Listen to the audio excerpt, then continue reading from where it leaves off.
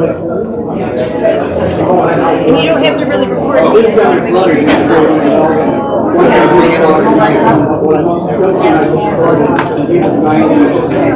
and I'm going to I have to be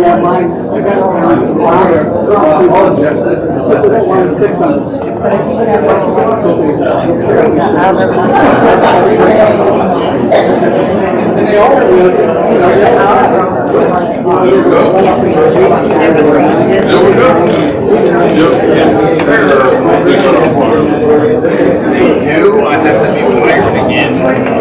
Everybody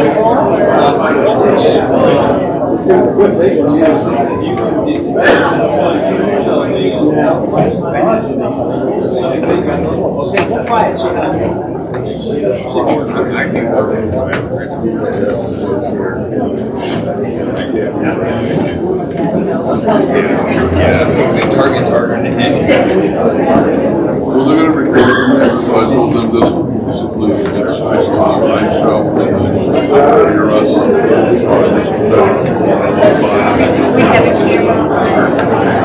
Yep. We got a camera here. This one is not. Right here. Well, there's the Doing well.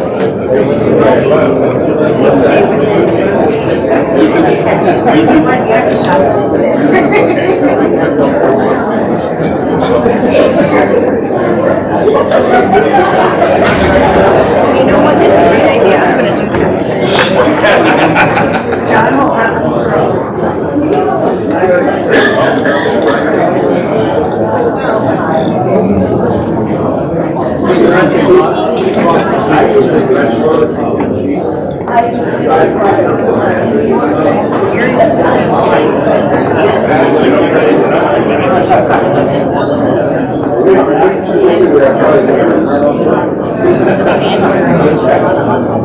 And then put it back.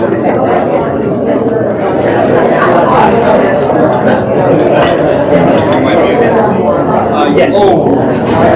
Back there. Why would you think I'd say that? Because she knows she'll know. And it's a distinct possibility that we might have it.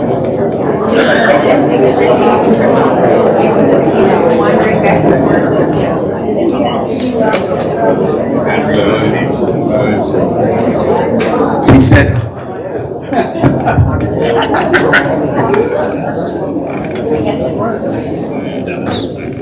At least you will. Jay, I'll just stand here and hold the coffee. I'm going to roll it with my fingers to keep it warm for you, or?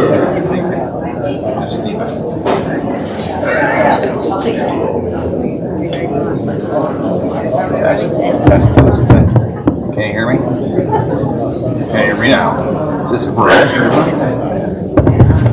Hello? Can you hear me? We good?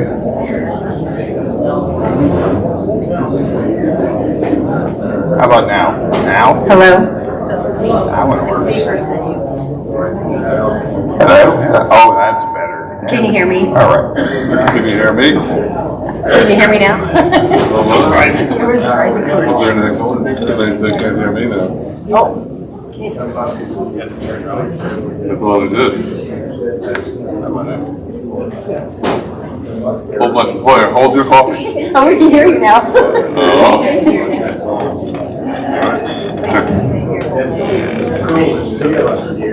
Well, more months. Okay. Good morning, everybody. Now, I know we can do better than that. Good morning, everybody. Good morning. Oh, it's so wonderful to see everybody here today. Thank you so much for coming out today. I hope that you were able to get a donut and some coffee. We have more donuts over there. Thank you for coming to part 2 of our dynamic duo here, Deputy Deso and Deputy Dean, helping us to stay safe. Today we're going to be talking about some fraud prevention and some other items that they wanted to make all of us aware of so that we can be safe in our community, not only here locally, but as we're out and about, and any of you who are going to be going back to your home states.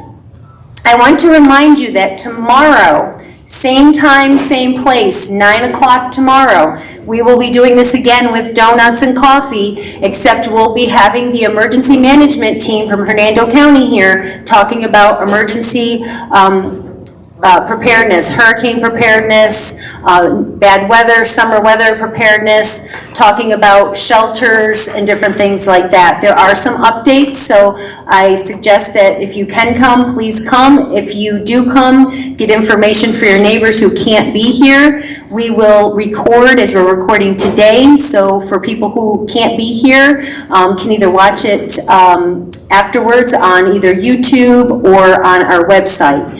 So please make sure that you come back tomorrow for free donuts and coffee, and the EOC, the Emergency Management Team from Hernando County, will be here. But I don't want to overshadow the amazing team that's here right now, so I'm going to turn over the program to our fabulous deputies who keep us safe, and let's give them a nice round of applause for all that they do for Hernando County. How is everybody this morning? That was really weak. How is everybody this morning? All right, that's way better, way better. How many were at our class about a month ago?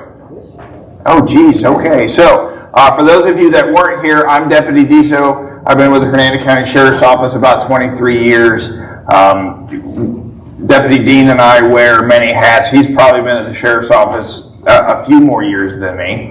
Going on 29. 29 years. So, you have... 33 with 2 different agencies, so... Yeah, he just couldn't make up his mind to start, so... 12 more months you got to abuse me, and then I'm going to join your side of it. 12 more months and then I get a new partner, so... God help you. Yeah. Actually, God help them. That's a fact. So we're here today. Deputy Dean and I are certified through the Attorney General's Office of the State of Florida as crime prevention practitioners. So we're here to be able to tell you how to, we go out to houses and are able to tell you how to fortify your houses from crime, how to protect yourselves a little bit better personally, and a lot of other things like that. We're also CEPTED certified, which is crime prevention through environmental design, which is kind of the up and coming crime prevention techniques that are being utilized throughout the world now. Actually, it's an international program, and it just comes down to basic psychology and how things are set up to prevent crime from occurring.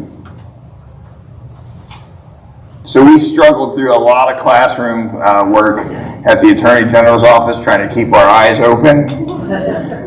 It was probably, 2 months worth of classes, and they wanted us to remember a lot. All right, but basically, crime is on a crime triangle. It's the ability to commit a crime, the desire to commit a crime, and the opportunity to commit a crime. Once those 3 have been met, that is when you will have crime happen, whether it's in a residential community, commercial community, or whatever. So when you look at the crime triangle, the ability and desire, can we really stop somebody's ability or desire to do something? Absolutely not. The one thing that we can control on the pyramid of crime prevention is the opportunity for them to be able to commit a crime. And therefore, if we take away their ability, then the chances of them doing something to us are very, very minimal. My clicker is very slow today. So where does crime... Turn the whole program off upside down like somebody did on yesterday's presentation. I did do that yesterday at a presentation. So where does crime prevention start? A lot of people think that Crime Watch is where it all begins, but honestly it starts with you all, the eyes and ears of the community. We drive around all the time, 12-hour shifts, some of us 12-hour shifts, some of us 8-hour shifts, and we know your area, we know your community, but we don't know it like you do. We don't know who belongs and who doesn't belong to the extent that you all do.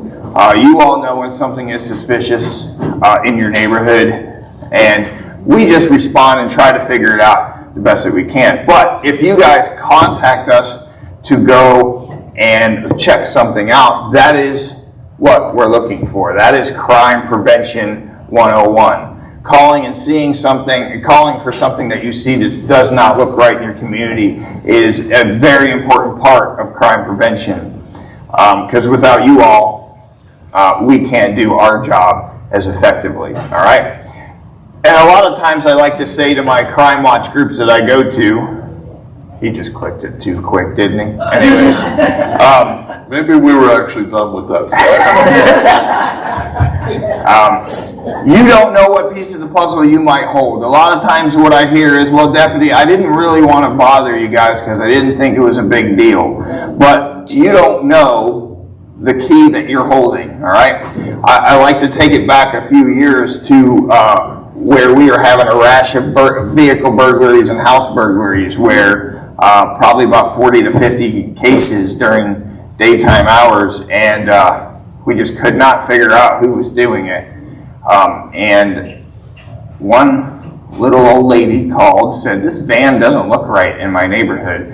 And we ended up a small little car chase. But either way, we still caught the suspect and cleared all 50 of the burglaries. So if it wasn't for her, we would not have known who it was. So you never know when you are holding that piece of the puzzle that you need to have. So And I'm just going to jump in really quick. The time to report that is when you see it.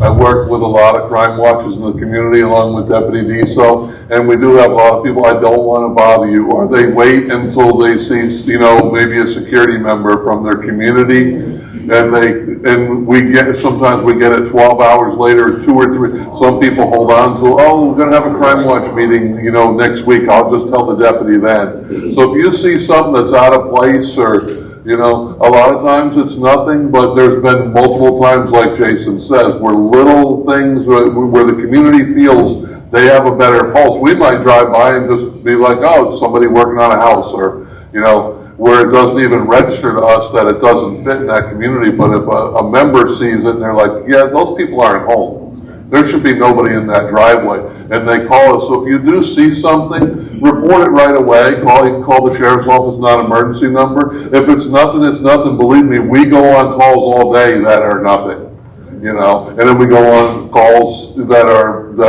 legitimate. But the time if you feel that something is not right, that's the time to report it when you see it. Thank you, Jimmy. Very well put.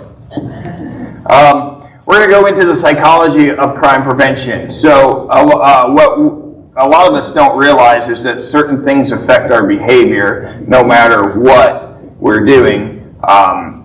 So the psychology of crime prevention is if they feel or someone feels that they're being watched, or there is ownership inside that community where they could be being watched, that the chances of them committing that crime inside that community are very, very minimal.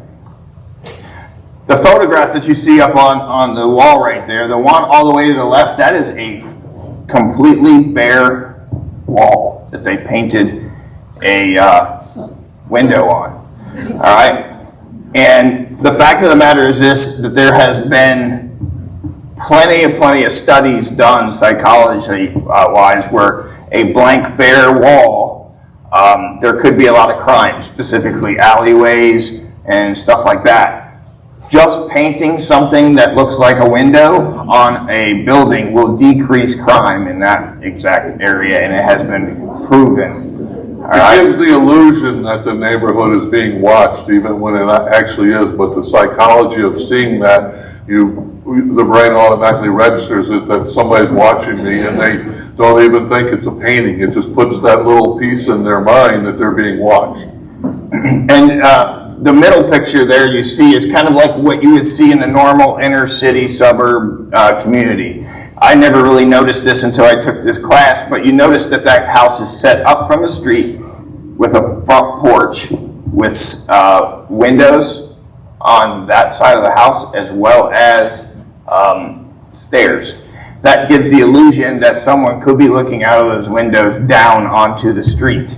That is another tactic that is used by crime prevention through environmental design that gives the same illusion as the picture on your left. Never really knew that, but that's just something interesting to think about, that people normally would not stop in front of that house and not feel safe. The picture on the right is something that you'll find downtown Tampa. Tampa is actually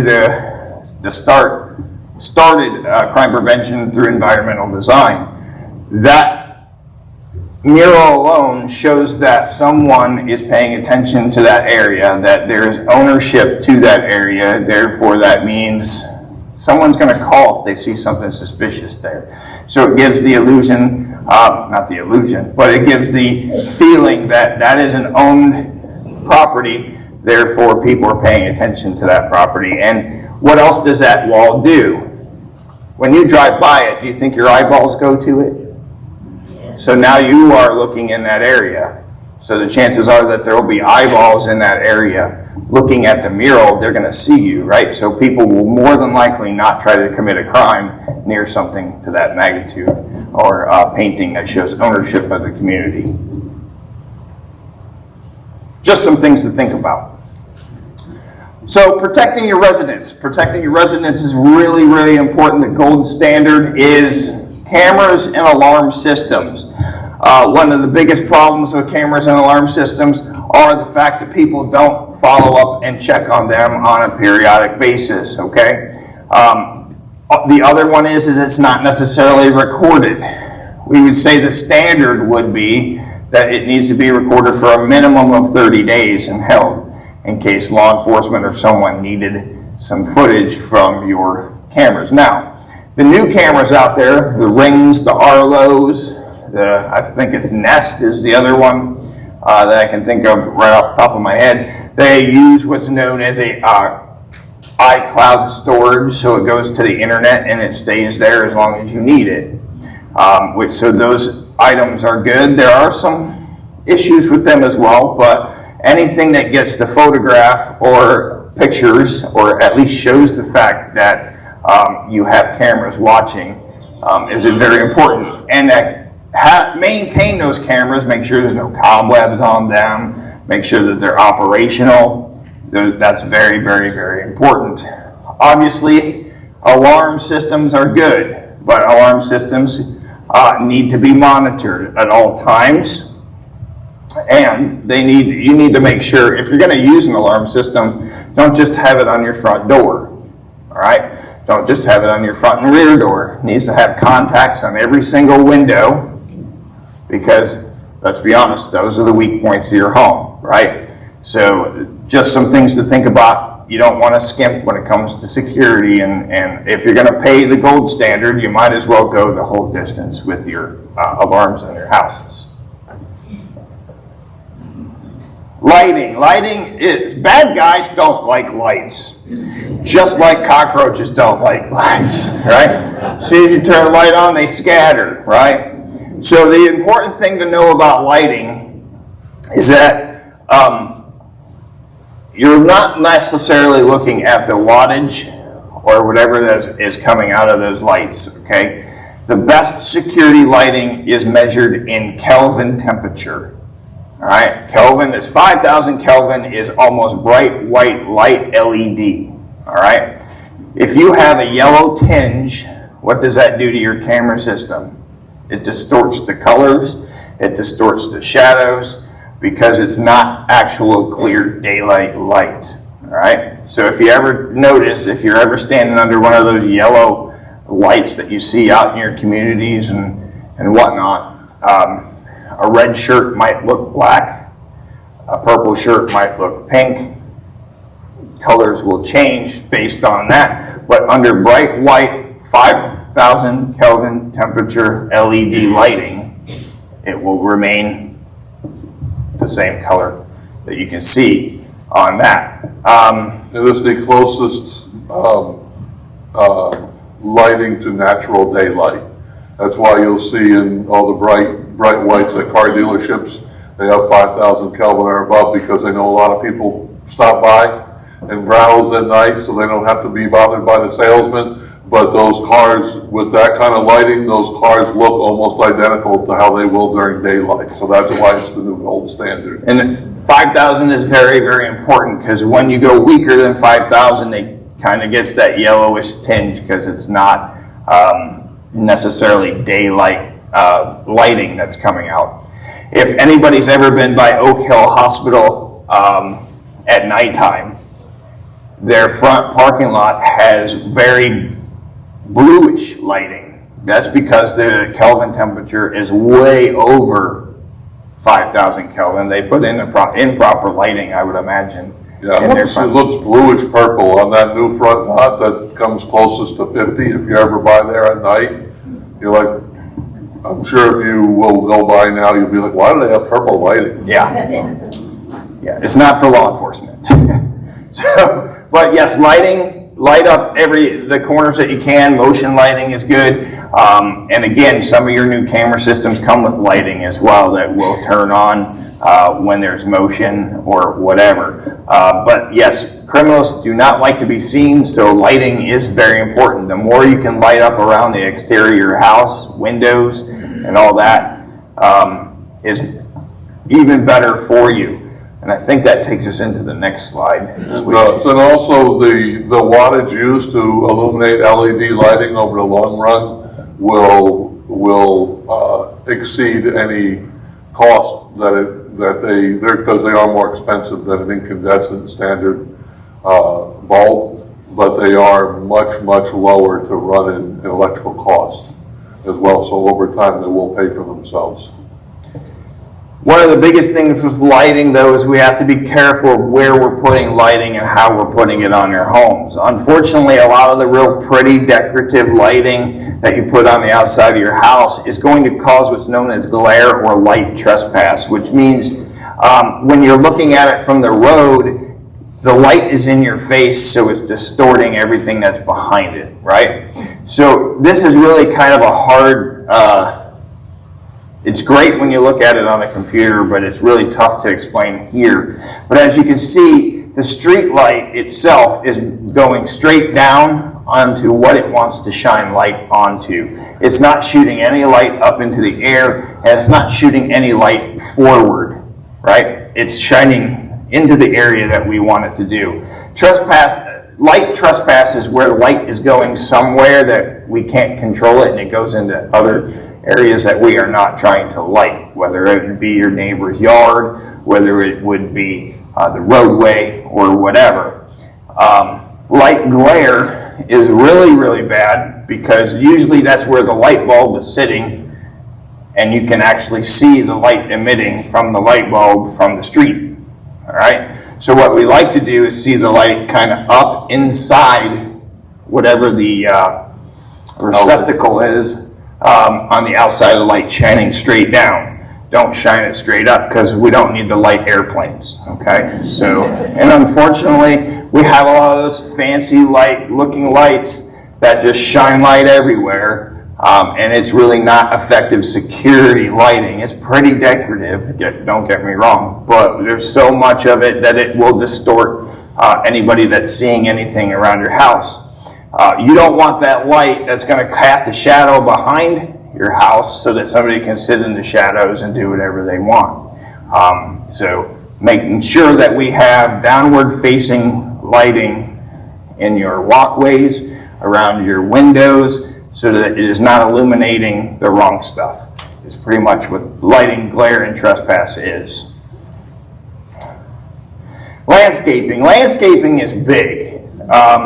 As you can see all the way on the right, there are a few houses that just do not have proper landscaping. A lot of people have bushes and shrubbery that grow over windows, grow over that, what does that do? It allows your bad guy to get up close to your windows with no one seeing them doing anything. You can even get up close to that one house's door without anybody seeing that. So having actual trimmed shrubbery. Now the standard, the standard for security purposes is a 2 foot high, nothing more than 2 feet high, and a 6 foot tree canopy. all right? And what ends up happening is you have these beautiful trees in your yard and you put up a great security lighting, but the security lighting is above the tree, which that casting a shadow down on. Underneath the tree is now there's a shadow. So you have to make sure your lighting is the same elevation as your tree canopy, so that it's illuminating what's underneath and not getting stuck into trees. We go to some commercial businesses that want us to do a security survey, and I cannot tell you how many times they have beautiful security lighting and a tree has eaten it all up. So I'm lobbying for a 7-foot rule simply so I don't have to duck under them, but so far, that's fallen on deaf ears. yeah, so far. So the other part of that is if you're going to put something that doesn't grow really high around your windows, put something that's really thorny and aggressive, all right? Bougainvillea is one of the most popular. So if somebody wants to tango with your windows, they're going to be dripping blood all over the place before they can get there. So something that will just cause havoc for anyone that's trying to work around that. And always have a maintenance plan. Have someone that's definitely always checking your tree canopy, checking how high your shrubbery is, so that you can maintain that. Doors and window locks. They have some real fancy door locks out there now, front door deadbolt locks, that you can use your thumbprint, a key code. It'll send you a message to who's actually been going in and out of your house based on the key code. A lot of electronic locks. What you really want to do is make sure that there's no way to manipulate the deadbolt from outside, where they can just manipulate it back and forth. So a lot of times we'll see in houses that have French doors for the front door, there'll be a piece of stripping that you can put right down so that nobody can manipulate that deadbolt lock. As you can see there on the right, there are some pictures, that's some windows.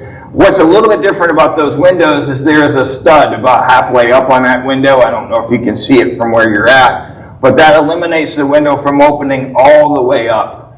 So if somebody does end up manipulating your window, it's only going to be open that much. And unless they're like, what's that paper thing that you send in the mail for your kids that send it across the country? Unless they're a piece of mail, they're not going to be able to get into the flat Sam? Is that what it's called? Flat Stanley? Flat Stanley. See, I knew it. I was close.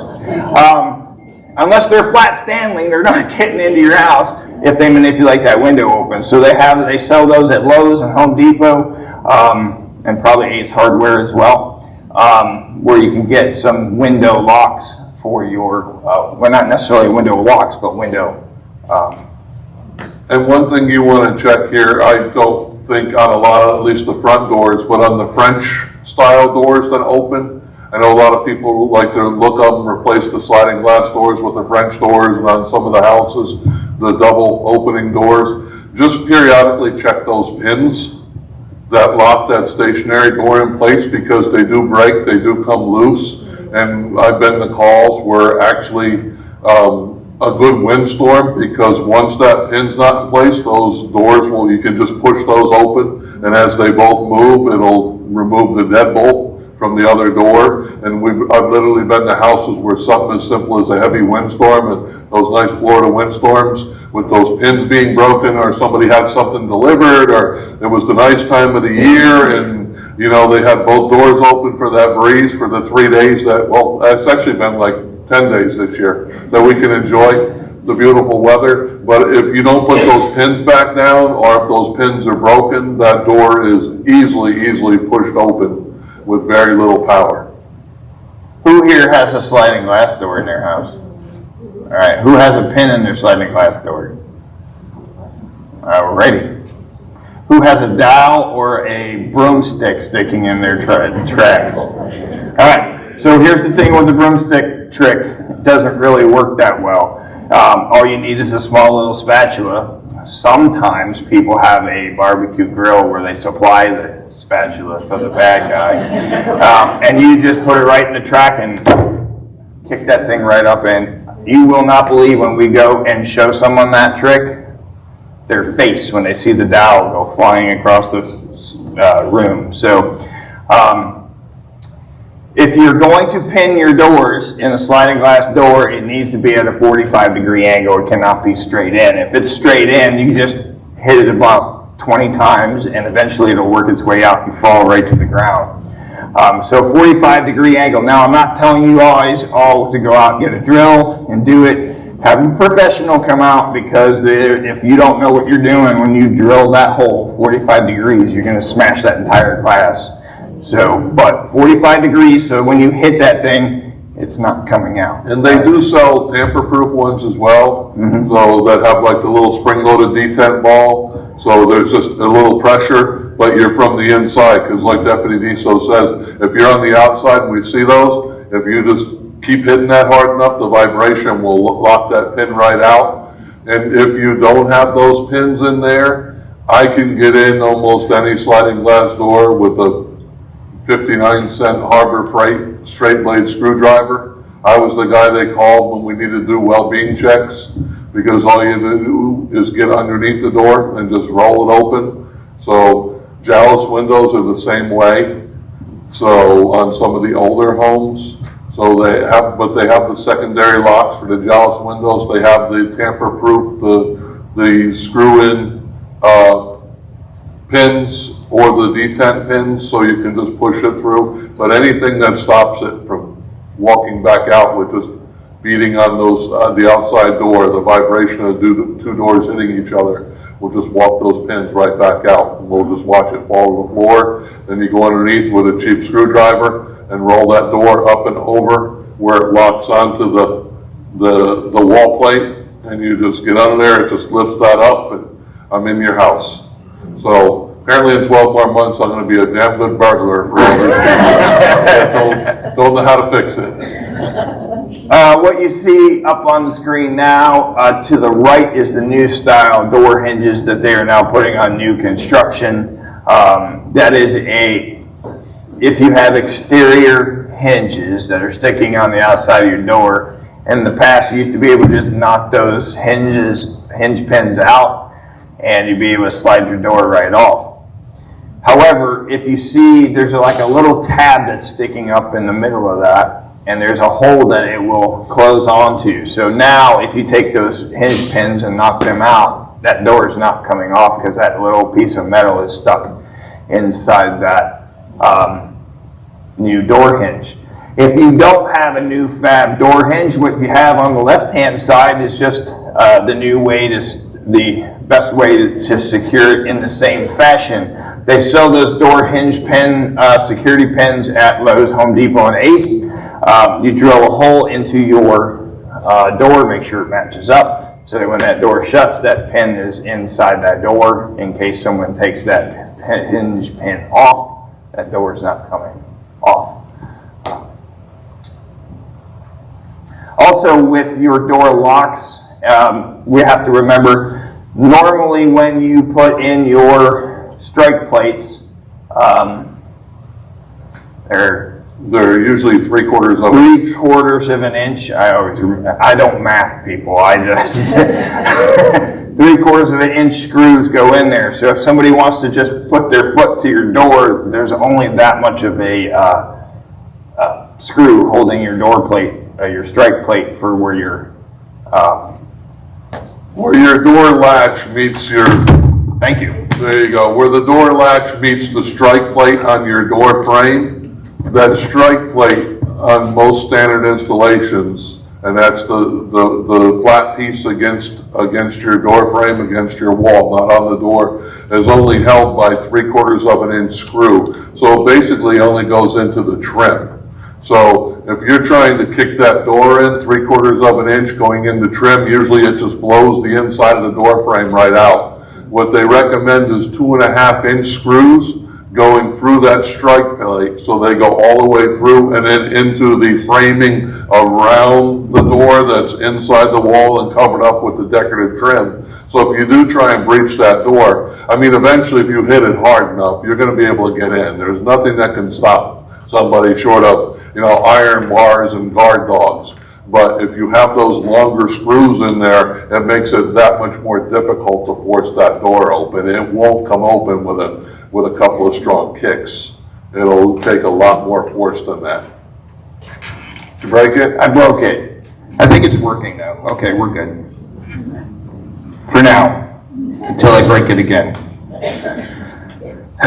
So, usually, I'm going to leave this right there so I don't touch it. All right. Interior garage doors. So, once someone gets into your garage, the weakest point of your house is the interior garage door leading into your residence. And unfortunately, that's usually one of the weakest doors in the entire house. It's usually a hollow core door. And not to mention, if they get into your garage, you probably gave them all the tools to get into your house. Anyways. So what we would like to see would be to replace your interior garage door with a solid core door that is harder for them to breach, and replace those screws as well at the same location for the strike plates. So many times I see maybe someone left the garage door open, but they locked their interior garage door, but it's really not good when they get inside that house with the interior garage door being a hollow core door. So we would highly recommend changing it to a solid core door.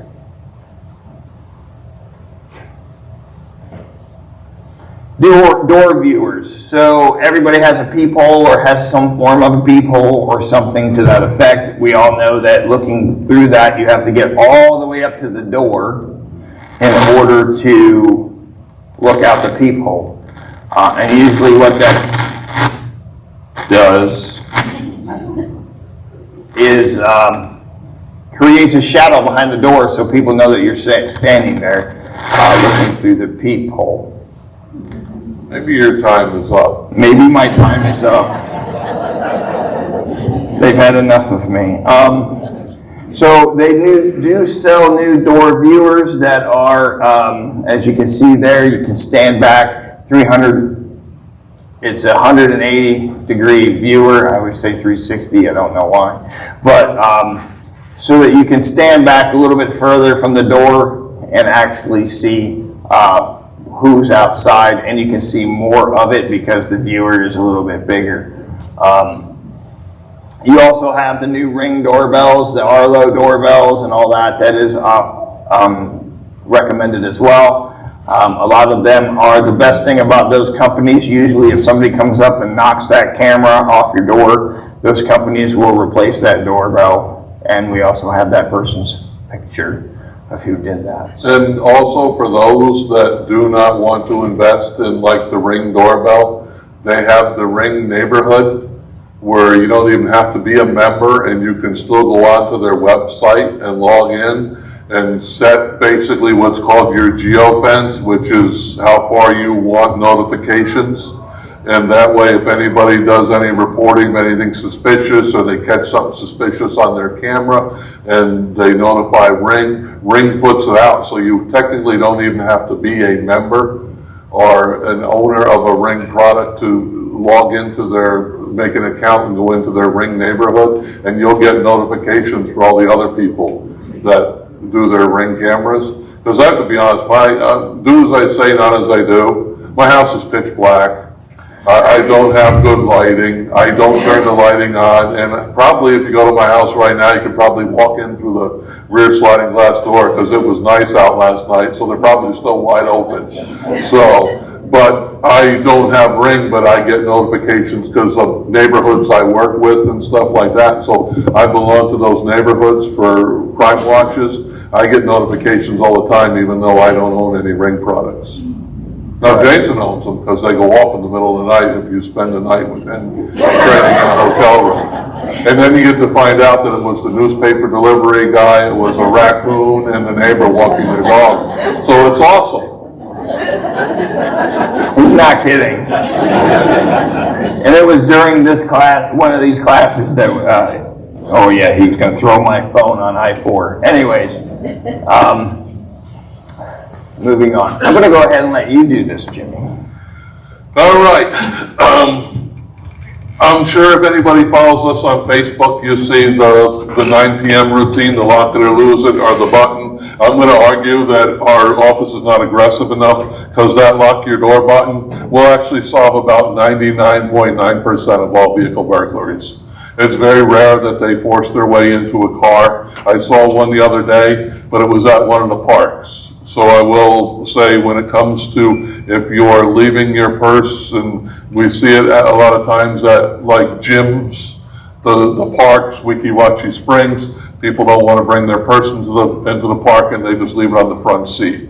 So inviting somebody, but it's very rare that anybody smashes car doors or car windows to get into car doors anymore. It's all, they're coming up out of Tampa, they're coming up out of St. Pete, they're gangs of teenagers, they steal cars down there, they dump it up here, they run through the neighborhood just looking for unlocked doors, they won't bother if it's locked, they don't have Slim Jims, they don't break through windows. I was very respectful during your part of the presentation, sir. But they come up here, they steal, they just go through all the cars, they take whatever's left in the cars, and people leave everything in there, and then they steal another car, because ultimately somebody will leave their key fob in their car now with the remote start or the push button start. So there goes that car, and a day or two later, St. Pete lets us know that they found our car down there, and we're like, great, because we found your car up here. So, and I'm going to go on my rant just for 1 second, and I'm sure on this one I don't have to worry about it too much, but if you own a firearm, please do not leave it in your car, even when it's locked, but especially if it's unlocked. We're doing, I see at least one a week, if not more, where they're leaving their guns in cars, and they just, I thought I locked it. Well, just to go off on a side note, I don't know if anybody was here remembers back in about 2007, when Charles Conduct was shot and killed in Tarpon Springs, which is, kind of our area of town, our neighborhood, a nice small little quiet department. He was actually shot with a handgun stolen from an unlocked car in Jacksonville, Florida. So lock your doors, not just for that reason, but for your own personal stuff. They're not going to break a window unless they see a reason to go in the car. So don't leave your personal valuables in plain view if you're ever shopping or something like that.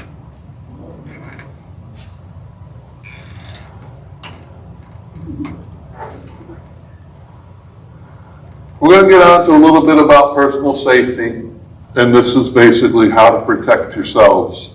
And there's a lot of simple things you can do on stuff like this, and just be aware of your surroundings. Which parking lot would you like to walk through on the bottom, the one on the left or the one on the right? Right? We talk a lot about about the lighting and all that, and it does go not just for your home, but where you are as well. Try to walk in well-lit areas. Try and park in well-lit, well-traveled areas. Try not to park at the end of the parking lot or the far side of the store, especially later at night when when all the daylight is gone.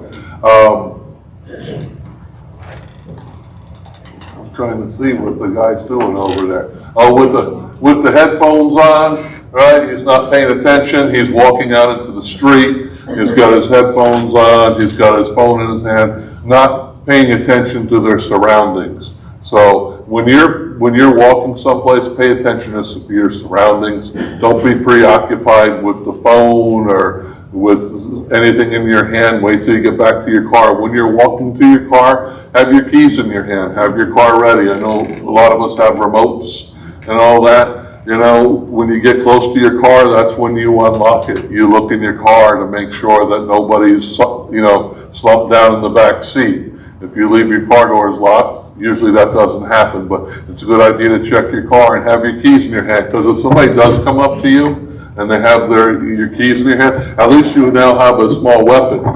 You'll have something to hit them or punch them or fight them off. Most attackers don't think they're going to get resistance. Most people who are involved in violent crimes, when they interview them, they say, I was shocked that they fought back. I was shocked that I met resistance. So even the slightest resistance and bringing attention to it, you're, you know, in the state of Florida, you're allowed to carry pepper spray if it's under a ½ ounce. You know, if that's something that you want to do, just be aware that when you get to the airport, you know, don't have it in there for those of us that travel. But you're allowed to carry pepper spray, the alarms, anything so that if something doesn't feel right or look right or somebody's going to attack you, if you sound that, if you bring attention to that, just like the lighting, they tend to be like, okay, I'm moving on to a softer target, I'm moving on to easier prey.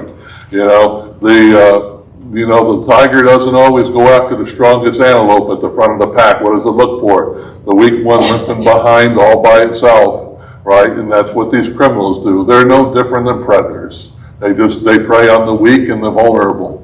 And sometimes it's through our age and, you know, our physical limitations. And sometimes it's through the fact that we just don't pay attention to our surroundings. And just so you know, the lighting down there on the bottom is again what we're talking about, the 5,000 Kelvin on the left, versus what you would see typically in a normal parking lot. So if you see a business that looks like that, that's because you're going by what's now the new South TED guidelines that we were talking about before.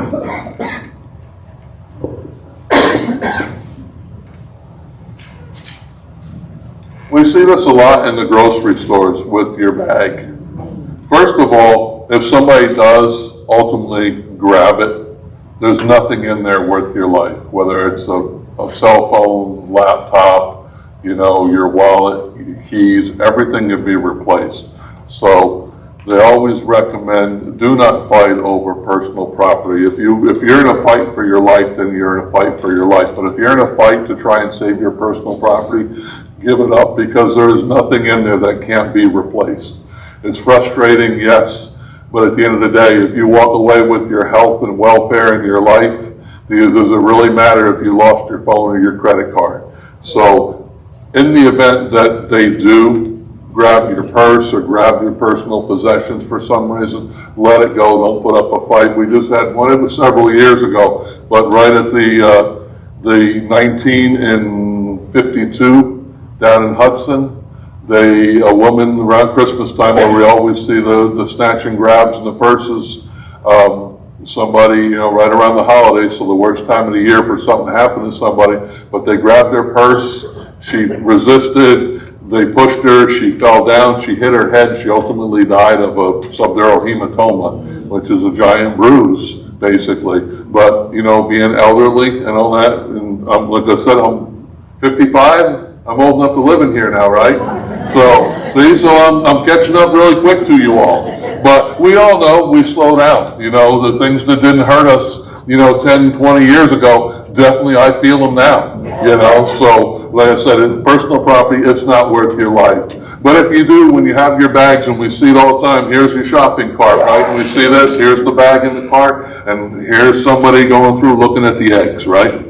Making sure they're all not cracked, right? Purse is open, the wallet's sitting right in there, right? We see it all the time. We have people that specialize in this, right? And they hang around, believe it or not, they'll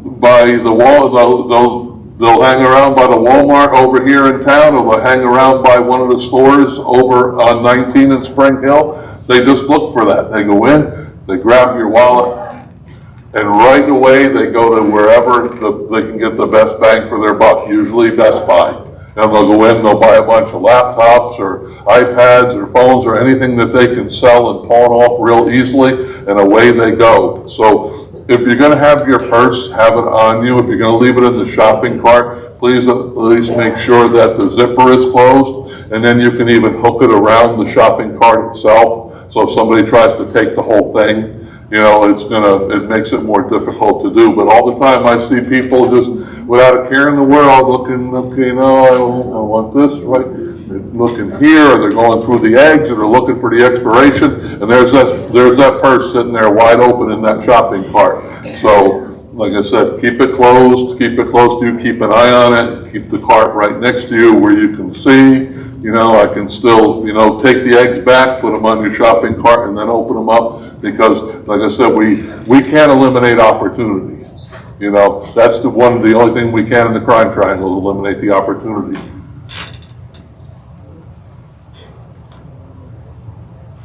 We talked a little bit about it before, but we want to be cognizant where we park. We want to park in well-lit, well-traveled areas. We don't want to walk past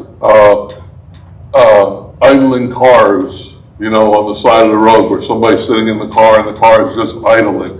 We don't know what's in there. 9 times out of 10, you probably walk by it and nothing will happen. But like I said, crimes of opportunity. Somebody's sitting there just waiting to grab something, waiting to grab your purse. We talked about this already. I went a little bit about out of order, but have your keys ready. All right, don't be preoccupied. But once you're in your car and you're driving, I know a lot of the newer cars now, once you put it in drive, the doors automatically lock. But if they don't, lock your doors. We don't see it as much here as we do in the urban areas. But I will say, as a police officer, deputy in this county, we have all the same crime that everybody else has. We have all the same nuisance property crimes, all the way up to murders and burglaries. We just have it on a smaller scale. So when we see it in Tampa and St. Pete, we kind of expect it. We say, well, it's a more urban area. It's a different environment. It's a different clientele that lives there. So yes, it does happen more, but they also have larger populations. We have every single thing in this community. We're very safe, but we do have on occasion every single thing in this community that every other community has is exposed to. So we just have it on a much smaller scale because we have a smaller population. We do have, an older population compared to the urban areas, but we are susceptible to the same crimes as everybody else. So just be aware of your surroundings. But once you're in there, lock your doors. If you have a car that doesn't, automatically lock your doors just to avoid somebody, because we've had carjackings. We had several years ago, we had one of our secretaries many years ago was carjacked at the Publix down here, right down the road in town by 41 in the truck route. And like I said, just getting into her car and boom, it happened that quick. It led to a chase. So things can happen here just like any place else. One other thing to think about too is your keys for your car always have a panic button on it. So if you keep your keys by your bed or nightstand and something starts to happen in your house, you hit that panic button, your car alarm is going to start going off. It's going to do 2 things. It's going to alert your neighbors that something's going on and probably call law enforcement. And it's also going to scare the living dickens out of the person that was trying to come into your house or do whatever. They're going to probably flee the scene. So just something to think about, a little tidbit that you can do on a regular basis by keeping your key fob close to your nightstand in your bedroom. There are a lot of programs out there. People say, well, my days of fighting are over with. All right, you can still always fight within your physical capabilities. So there are a lot of programs out there. There's RAD for men and women, and they teach a RAD class for children, basically, which is how to physically protect yourself. It is a physically combative class, but they work with the clientele that are in there. Nobody's expecting any of us, even me, to do, my days of, flying drop kicks are long gone. But they also teach you things you can do, little things you can do to protect yourself and, where the vulnerable spots are. And we all know that if we, the one thing they do preach is, yes, give up your personal property, but if you're ever abducted to the point where they say that you feel like you're going to be taken from one spot to another, the likelihood of great harm happening at that second spot, that is the time to fight back. Like I said, it is rare, but I'm not going to say it won't happen. Or we travel, we go to different places, we go see family members, we go to areas we're not familiar with, things can happen. So always fight within your capabilities, but there are classes out there that teach you that. But just remember, if you do, even without formal training, the weak spots, the eyes, the throat, and the groin area are the great places to attack. And apparently, we're probably more likely to get attacked by an alligator, so remember the eyes, all right? And don't walk your little dog right by the edge of the water. Apparently, I learned that a lot, because that seems like that's what starts a lot of these alligator attacks. But as far as those are the 3 vulnerable spots on a human you want to go for. All right, ATM, right, we use those a little bit. Some of us still have cash on us. He never has cash on him, never. We ever have cash? Right? They try to Never mug has me, cash. they're in trouble. Right, yeah, but we see a lot, right? People get forgetful, I don't know, they write their PIN number right on their ATM card. They put a little piece of tape or something on there and we laugh, but people do it, right? Even if it's not stolen, even if you just lose it, if you're that forgetful that you can't remember your PIN number, there's a pretty good chance you might leave it at the cash register in the counter. Everything's self-checkout now, all right? Even Publix. I never thought I'd see the day where Publix has more self-checkout than employee staffed registers, but even Publix now. So, but you leave your card there, boom, they got access. These people waste no time. We've had vehicle burglaries where they've happened within an hour, and by the time these people call up to cancel their credit cards, there's already 4 or 5 transactions. These people that steal these things know their window of opportunity is very small. So when they get a hold of the golden ticket, boom, they're gone. They're at Best Buy, they're at Walmart, they're at Lowe's and Home Depot buying high dollar items because they know their window of opportunity is going to get shut off. And we all know nobody asks for ID anymore. Right? When you use a credit card or anything like this, nobody asks for anything. You just put it in there, or if you're doing self-checkout. So don't give them the opportunity. Once again, when you use your PIN number, don't make it common things that can be found, or people will look. If you lose your license and your wallet, and your PIN number's in there, your purse, the first thing they're going to do is take that card, and if it does go to an ATM, they're going to use your birthday. So don't use common things. Some people carry in their social security card, right? So don't use the last 4 digits of your social security number. Don't use anything that can easily identify. Pick a number that's easy to remember for you, but it means something only to you, and it's not something the average person can find out going through your personal property, your mail, anything like that. And once again, be aware of your surroundings. Avoid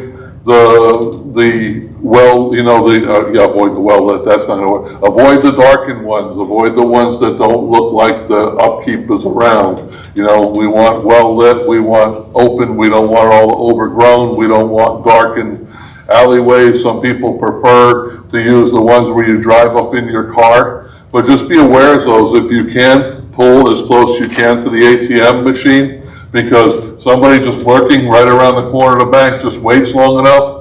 And how many times do we get delayed doing something, that money comes out, somebody can still reach in there, grab that money before you can, and run off. So if you do use the drive up ones, Clark, try and pull your car as close as you can to it to eliminate somebody being able to get in there and grab your money.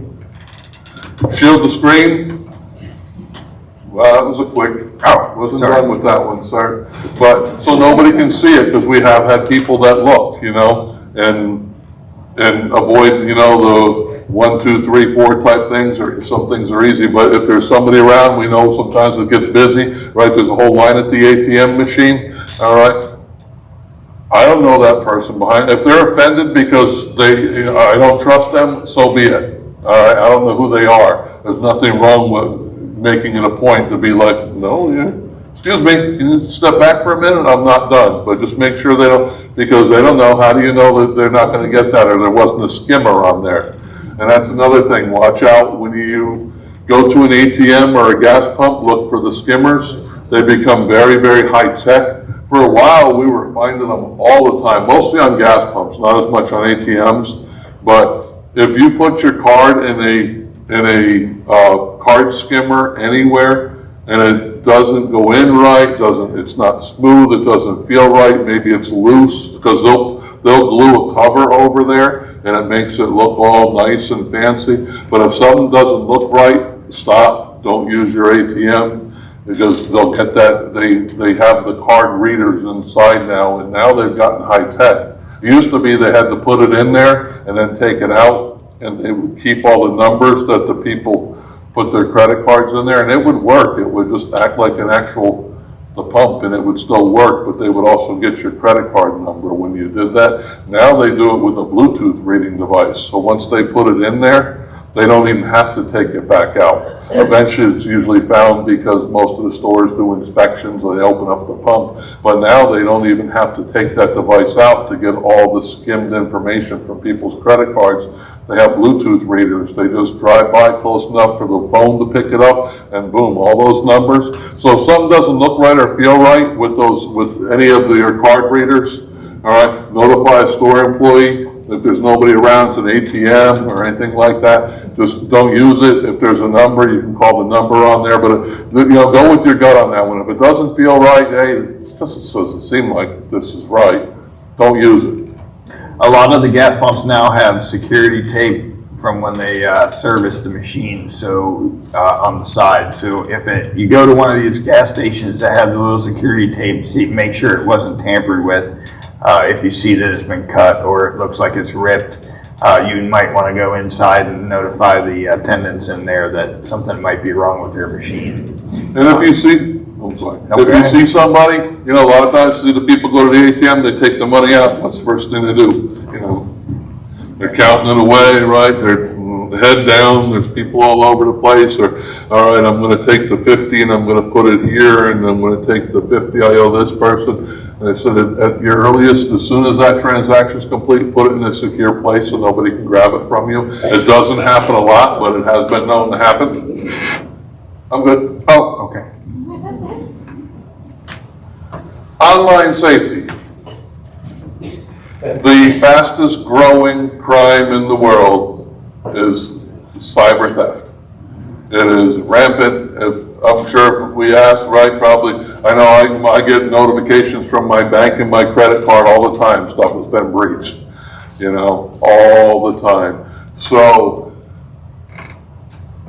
everything that you do online leaves a footprint. Every single thing you do, we do it more with the young kids with pictures and appropriate material and stuff. But with us, everything we do leaves a footprint. No matter how secure that site is that you use, everything leaves a footprint. And somebody can eventually get into that when they hack in. It's maybe not your computer, but the mainframe of Target and Walmart. We're always hearing these big security breaches, and Wells Fargo and the credit reporting agencies. There's nothing we can do about it on their level, but what can we do for cybersecurity on our level? When you post stuff, everybody sees it, right? Everybody loves going on vacation. I am not a social media guy. Did you just break yours? No, I just. That's how I broke mine. Start talking with your hands. I am good. We got it? Can we hear me? I am not a social media guy at all. I don't post anything. The last thing I posted was my head being kissed by Miley Cyrus at the Super Bowl. So I'm like, that's memorable. I still have the picture. But other than that, I don't post what my family is doing. I don't post what my daughter is up to. I don't post when I'm going on vacation. I don't post when I'm going out to eat. And my girlfriend is one of those people, oh, here, we're at Carrabba's. I'm like, first of all, we're not that important that anybody cares that you and I are at Carrabba's. But more importantly to me is, now somebody knows I'm at Carrabba's. They know I'm not at home. They know I just went to a trip to Ecuador. So she's posting all this stuff, and I'm like, great, everybody knows I'm in, 32 seconds ago, I'm in Ecuador. So if they do want to go by my house, they know there's no resistance. The resistance for me is there's a nice big, police truck in the driveway, when Maybe. I'm not home, if I'm not working. But at the same time, so not everything needs to be posted. Big purchases, oh, look at my, my brand new flat screen. Oh, look at my, my brand new this. Or even my dog. Look at my $5,000, Welsh Corgi thing. I'm not a dog person. I don't want to offend anybody. But all of a sudden somebody says, oh, great, let's go see if that $5,000 dog, let's go see if they leave him in the yard to run around. Go out and pick that dog up. So not everything needs to be posted, because remember, all right, a lot of people can see that. If you are going to post, set it to private, so only the people you know and are in your groups, can do that. Can look and see, well, yeah, okay, well, my daughter knows I'm going to be in Ecuador, and my friends know, and I'm pretty sure that my friends aren't going to come to my house. But at least have it set so that strangers don't know what you're doing and what you're posting. But post those vacation pictures when you get back. You know, back home, had a great time, look at this. Then you're home, people know. Your privacy settings, we said it, did I miss anything on that one, or did I cover it all? No, you did great. All right. Fraud and scam. I'm gonna be honest, the tale as old as time, right? All the way back, right, when you think back to the Romans and even Jesus, right, where he pushes over the table because the scales are wrong, you know, because they're ripping off the people coming to sell their fruits and vegetables, you know, and the tax man. The tale as old as time, okay, is fraud. Fraud has been here long before us. Fraud will continue after us. Fraud evolved with the times. When I first started, it was the phone calls and the letters. How many times do we get those letters, right? Be a secret shopper, cash this check, right? Cash this check for $1,500, but only mail me back $500 and you keep the $1,000, right? Sounds too good to be true, right? Because it is. But that's what we saw in my earlier career, before the internet, before cell phones, before all this. What did we get? We got spam mail. You know, we got all the throwaway stuff, but people mailed us. Oh, great, you know, we laugh about it, but the Nigerian lottery scams, right? Oh, you know, I won this, or I'm a king, but, you know, they took away my castle, but I still have millions of dollars. If you help me, you know, you'll get $2 million. That's how it all started.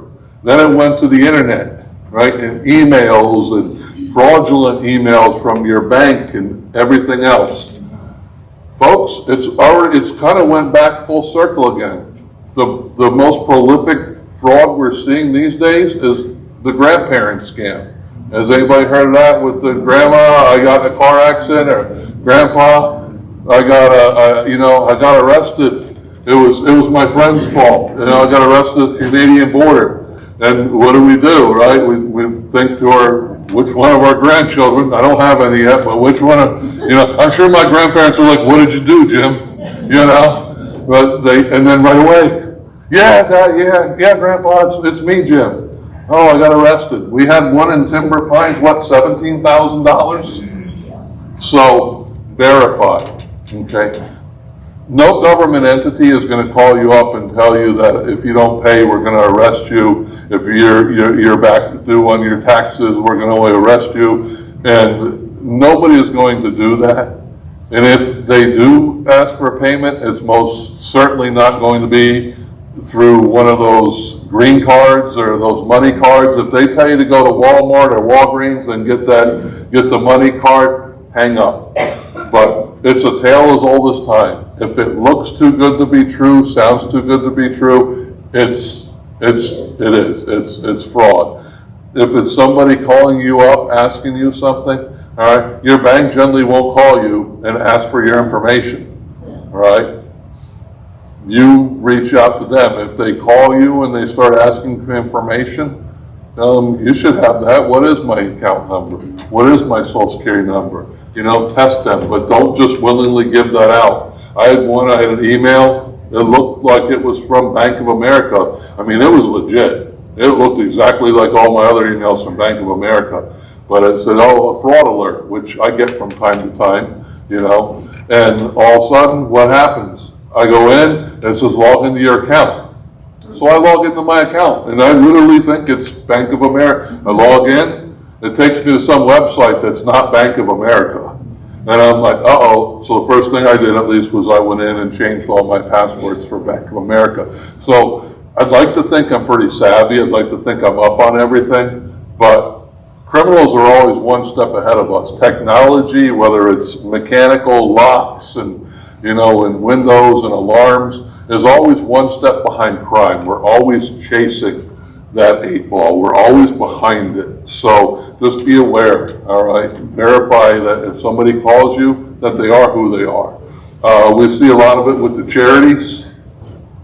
If you don't know, because a lot of these charities, even if they are legitimate, they're allowed to write off operating costs, which means salaries, rent, you know, insurance, utilities. So some of these charities, when they call you up and they say, oh, I'm from, the sheriff's blah, blah, blah, or the troopers, they might be legitimate, but they also might be taking 80% of that dollar that you're donating to them and only 20% of it goes to the charity. So if you're unsure, hey, send me something in the mail, or is there a website I can visit, or stick to your known charities, your local charities, your churches, any of these that are organized, because everything else that you see, if they're advertising on TV, you can rest assured where a big part of that donation is probably going to. It's probably going to executive salaries and marketing. And I'm not saying don't give to charities, but just verify who you're giving to.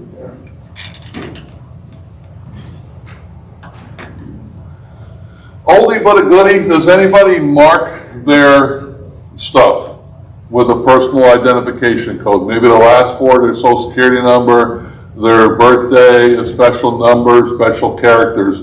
It's still around and it still works. Because a lot of times when we do a big ticket, we tell people, if you buy something, back in the old days it was car stereos, when they don't steal them anymore, but when they used to steal car stereos, we tell people, now remember, if you replace this car stereo, write the serial number down because we can trace it.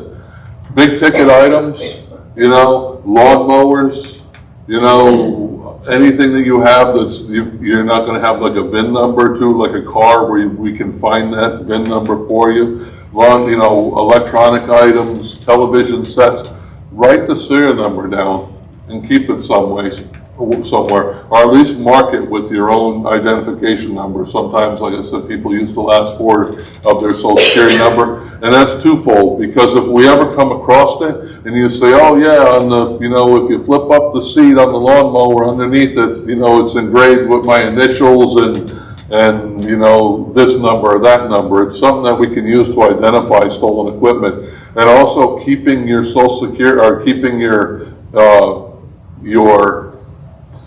serial numbers. I stumbled. Your serial numbers from stuff, including firearms, because people do have their firearms stolen. And in Florida, unless you buy it from a specific store, if you buy it secondhand, and a lot of times even the stores, or years ago, they don't have that number on file anymore. There's no way for us to enter it, because anytime something's stolen, if it has a known serial number that we can enter, it cross-references with the entire country. So if I enter, let's just say, a stolen television set, and I have the serial number for it, and we do the report and it gets entered into the system, and for some reason it gets pawned in California, when they enter that pawn ticket, every night those systems all across the country cross-reference with each other, and they'll be able to link and say, hey, we got a hit. This serial number of this television was reported stolen in Hernando County, Florida. Firearms, we find that a lot with firearms. But we ask people, they inherit them or get them from a second-hand dealer. Okay, what's the social security, or what's the serial number? Oh, I don't know. I probably got it written down somewhere. I probably got the box somewhere. Remember, a lot of times on a TV or an electronic item, the model number will be on there, but it won't be the serial number for that specific television. So if you do buy big ticket items like that, keep the serial number down, or inscribe a number that'll be identifiable if we ever come across it. That's Jason in high school. Are there any questions? Anything we haven't covered? I know there's a lot out there. If anybody has any questions, yes. Yeah, I just get calls that say, I'm so-and-so, can you hear me okay? I said, never answer yes to that question. Yeah, there's a lot of that where they say if you answer yes or no that they can use that for things. I've heard, I'm not going to say that's not true. I'm not saying that thing, but the best thing is like I said, if somebody calls me, they should know who I am. Never, just never answer any questions. Just hang up the phone. Or if it's something, someone saying they're so-and-so, verify it. Just make sure that you know who you're talking to. Hold on, we're just going to turn this mic on. Hello? This has actually happened, and it's just recently. Through my contacts, I have people listed. I was contacted by 3 different people on 3 different occasions with people I knew that said, have you heard my good news?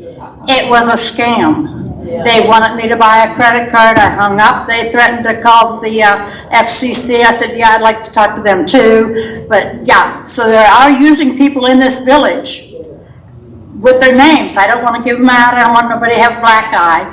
But yeah, be careful. Yeah, because a lot of times now too, with all the internet phone capable systems out there, it's possible for somebody to be sitting in some little cafe in Africa and registering their phone number to make it look like it's coming from, because that was the one thing, they always were like out of area numbers and all of a sudden, a couple of years ago, they started popping up as your local numbers, right? So you started answering. Oh, it's 352, it must be somebody I know, the answer, and then all of a sudden a lot of the dead giveaway too is that long pause between somebody actually, you know, because normally if you carry, hello, yeah, right, it's pretty rapid communication back and forth. You know, be aware of those long pauses as well. Usually once I say, if I do answer them, if I'm expecting a phone call back from somebody and it's maybe not a number I have saved, and I'm like, oh, that might be them, I'll answer it. But if there's that long pause,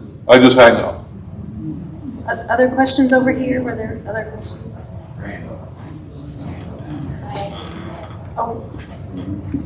Are stun guns legal, and is there a certain voltage that you should buy if you buy one? I'm sorry, I didn't hear that. What was that? Stun guns, are they legal?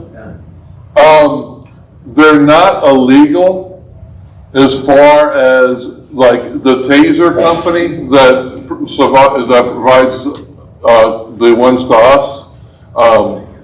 They sell civilian models, so I'm not aware of any voltage requirements. I know they make them all the way to the stop. They have one that'll stop a bull, because we've seen video of it for, like, I guess it's for when those bull riders get stopped. So it looks brutal because it stops a bull full mid-charge. So I don't think there's anything, because obviously that's on the manufacturer to not make something that's lethal that they sell on the open market. But they are commercially available. They are legally allowed, but they are also considered a weapon.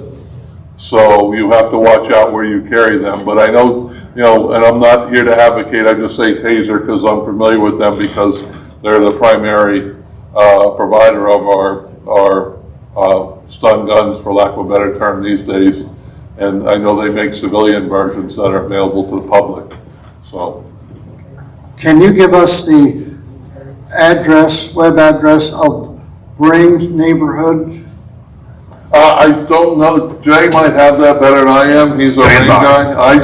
Usually I find everything by just doing the Google search and then clicking on things, which is probably not the most appropriate. Yeah, he clicks on a lot of things he probably shouldn't. You know, we could get that information over to our activities communications person, and then she can get that out to everybody, okay? So that we don't have to worry about hearing it and writing it down wrong. So Deb, you'll get that information from them? What it really comes back to is Ring it's an app that you get for your smartphone. So it's called the Neighbors app. Ring Neighbors app is what it's called. Any other questions? Oh. I have found that something has helped me. If I get something like from my bank and it has the exact logo and it looks real, I usually call them and ask, and then they will let me know. No, we would not do that. I've gotten about 3 like that. The Discover card, logo, and I called and asked them, and to be sure before I answer any questions or before I click on. That's helped me. And lately, I got a Medicare call, and they wanted my number, and I said, no, I'm not giving you my number. And I called Medicare, and they said, no, never give your number out. So that was on TV not long ago, reminding people not to do that. Yeah, and like I said, all those entities, if it's from the actual entity, they'll have your bank account, they'll have your Medicare number, they'll have your Social Security number. So when in doubt, challenge them or hang up. And then, like I said, like you do, call out and reach out to the legitimate entity to see, you know, if there is a problem. My spam folder fills up with all kinds of wonderful little things, from things that look very legitimate And what I've learned to do is I look at the sending email address, and it is absolutely amazing, some of the unbelievable things that they try to pass off as legitimate. So something you can check. Yeah, like the URL code and all that for, for the web address. If you get something from Bank of America, at some point it should have Bank of America in that header someplace. If it's totally unrelated to the entity it's coming from, it's usually a spam or a fraud type email, or, I found every time I check my email, I've won something apparently, right? So. You mentioned a lady that fell, someone took her purse off her arm. Yes. Well, I'm a nurse and I worked in a hospital, and frequently we had women brought in that had their purse ripped off and they fractured their shoulder. So if you hang on to it, it's going to pull the shoulder joint out. Oh yeah. So, and that happened often. Yep. Thank you. I would just like to see a show of hands. I think we have one in the back as well. How many people are on Facebook? How many people do Facebook? Raise your hands high. Facebook. And we've been promoting Facebook, okay? Be very careful, you put your hands down, about playing the games. What year were you married? What's your favorite color? How many kids do you have? Because guess what those questions are answers to? Your bank questions. Isn't that correct? So your security code questions, that's what they're fishing for. What's your favorite sports team? What was your first pet's name? What town? What year were you married? How many kids do you have? City that you were born in? Favorite color? What kind of car do you drive? What was your first car? Because that's a lot of security questions banks will ask. You are correct on that. So be very careful about playing those games. Coming to you, John. I was just wondering what the Sheriff's Department is doing with AI. Honestly, I don't think much, because we haven't had that many problems with it. Unfortunately, like I said before, usually the prevention is far behind the technology as far as fraud and everything else. So I know we have, I'm going to be honest, I know we have some highly trained, we have an FBI trained detective that has gotten thousands of dollars in equipment from the FBI to analyze things like computers and phones and everything else. But as far as the crime related with artificial intelligence, I don't think any law enforcement, maybe the federal government, but as far as on local levels, I don't think anybody, that's going to be, unfortunately, is going to be reactive, because we don't know their capability yet. Well, one of the capabilities that really scares me is that they're able to get your voicemail and get a print of your voice. And once they've got that print of your voice, they can call somebody that you know, and it'll sound like it's your son, your daughter, your wife, and it'll be the exact voice print, and they'll be asking for money or for you to send something, and they'll be asking questions, and, without a doubt. And it's really scary that those types of things are coming in the future with artificial intelligence. And one thing that I've heard from a friend of mine at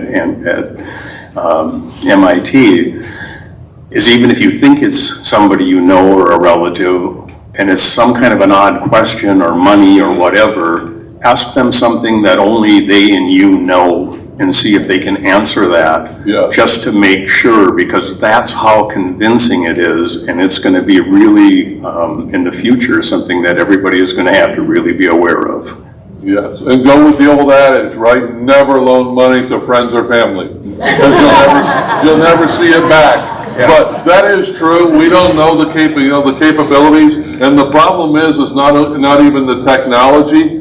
But even when the new crime starts with with the cyber crimes, the statutes that we use to charge people, we're so far behind that by the time that Tallahassee gets around to addressing it and passing a crime, making a statute that covers, an electronic entity. They're on to something else. They're already on to the next level. So when it comes to, like I said, crime versus technology, we're trying, to stay on top of that. But I mean, you see what's out there. I mean, just look in the last couple of years, just what your cell phone went from just being a cell phone and taking a couple of, really kind of cruddy pictures, right? To now, it's pretty much like having a computer in your hand. So it's difficult to keep up with that kind of rapid technology.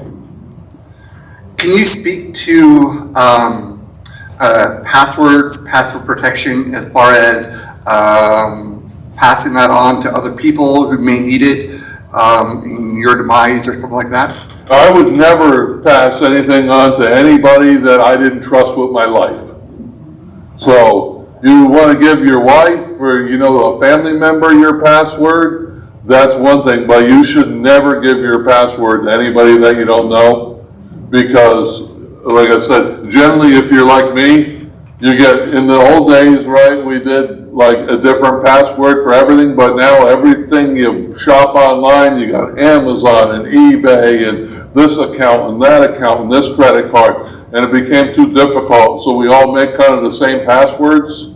So once you open the door to that, I would never recommend giving it. I'm not married, so I don't give my password to anybody, maybe my daughter, but I don't know, Jay, do you give your wife your passwords? She's the one that made them, so. I was going to say. Listen, I'm going to throw this out there. I know and absolutely adore Jay's wife, but he's going to do what she says. He's going to do what she says, without a doubt. I would just be very careful about our population here as things happen to us. Put them in a secure location so when your family comes down to visit you, to make it easier for them to maybe perhaps close out an account or get funds and things like that. Close out your Facebook so people don't, criminals don't take that over and do those things. So let's protect our families by making sure you have a trusted person in your family that has those passwords for you, and don't give those out to people. It's really important to do that. And if you don't have any family and you do have a large bank account, you should give me your password. And this will be the last time that he's here, folks. I'm getting close to retirement. I got to figure out a new career. One thing I will say too that we skipped over, the age-old adage, I remember my dad doing it as a kid, and it still works and is still recommended by crime prevention agencies throughout the country and the world today, is something as simple as like lights on timers. I don't even know, we still have like the old radios, but radios on timers. I still remember my dad as a kid when we went on vacation, setting the little pin code, the little pop the pin thing for a timer for a light to come on at night. They still actually recommend doing that if you're going to be away from your house on vacation. Just like we said, with the fake windows on the side of a building. It still gives the illusion that somebody's home. Somebody drives by, it gives the illusion, it's nighttime, there's lights on somebody's home. There's also a way now that you can use the technology in your home to run the light system yourself from wherever you are. So I think it's Alexa, Echo, all those devices can do certain things. You have to buy smart plugs, but those are like $20 maybe. So if anybody has any other questions, concerns, if you need help with anything that was discussed, please stop by the office. Our team is prepared to help you with that. If not, we have a direct line to these two gentlemen to help us with this. We want to keep you safe here. That's our number one priority. Our number two priority is to keep you happy. So we really want to try to really strive to do that. Just last night, my husband shared with me that Hernando County finally just breached 200,000 in population for Hernando County. So there are more people coming into our county, which means, great for us. Maybe some wonderful Christian people will move in here, but it also means that it brings in, sometimes it can bring in people that are not so nice. So, be very aware of your surroundings. In our neighborhood, yes, but more importantly, because I love you all so much, when you're out and about, okay, be aware of your surroundings, and just, if anything happens here in the village, please report it. I live in Spring Hill, John lives in Ridge Manor. We will get here as fast as we can, but I'm gonna guarantee you that I'm probably gonna get pulled over by one of these guys trying to get here, but Not they me. can get here faster. They will call me in. So please, if you see something, call 911. Don't wait, don't send me a message. You can send me a message afterwards. It's better to be safe than sorry. I don't care what it is. If you feel uncomfortable, please call. Don't call John or I as the first phone call. We can't get here fast enough. We will do everything we can to protect you, but they will protect you quicker than we can, okay? They will stay around. Thank you so much for being here. Thank you to our deputy team here that came back once again to help keep us safe. Hopefully they'll be able to get some of, did anybody give them donuts, or are we giving them the rest of them to take back to because, you know, we know what the police like, right? They love coffee and donuts. Not me. Now you. I don't drink coffee, it stunts your growth. Well, thank you once again for coming out and keeping our village safe. We would love to talk to you about coming and living in our village. Teresa's in the back. She can show you all the homes that we have available. Well, you gotta change the weather. Oh, It's too hot here, I'm going someplace where it's not so hot. you can be a snowbird. Thank you, everybody. See you tomorrow morning at 9 o'clock for the hurricane preparedness training. Have a great rest of your day.